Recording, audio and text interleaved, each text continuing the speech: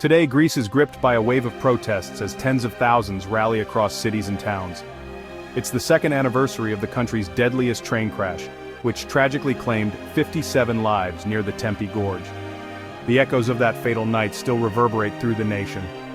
On February 28, 2023, a passenger train filled with students collided with a freight train. The collision exposed glaring safety gaps that, shockingly, remain unaddressed even after 2 years. An inquiry just yesterday confirmed this troubling reality. A separate judicial investigation drags on without any convictions. Today's protests are not just gatherings, they are a roar for justice. The air traffic controllers have grounded flights, seafarers have halted ships, and train transport has come to a standstill. Even doctors, lawyers, and teachers have joined in a 24-hour general strike. This is a nation united in grief and anger. In Athens, Syntagma Square is filled with tens of thousands watched over by police in riot gear. Signs read out cries of pain and fury, government of murderers. Prime Minister Kyriakos Mitsotakis' government, re-elected after the crash, faces relentless criticism for failing to launch a parliamentary inquiry into the disaster. The government insists it's the judiciary's role to investigate. But for many Greeks, this isn't enough. Christos Main, a 57-year-old musician at the rally, summed up the sentiment.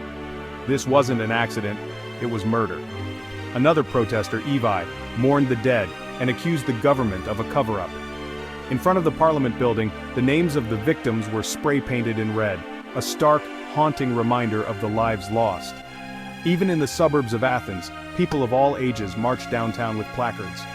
One read, "I have no oxygen," echoing a woman's last words in a call to emergency services. Schools were scenes of mourning, with pupils dressed in black and holding black balloons. Prime Minister Mitsotakis, in a Facebook post today, pledged to modernize the railway network and make it safer. That night we saw the ugliest face of the country in the national mirror, he wrote, acknowledging the fatal human errors and chronic state inadequacies. But this promise rings hollow for many. Opposition parties accuse the government of covering up evidence and are demanding it step down. Parliament is set to debate next week on whether to set up a committee to investigate possible political responsibility. A recent survey revealed that 82% of Greeks consider the train disaster one of the most important issues facing the country.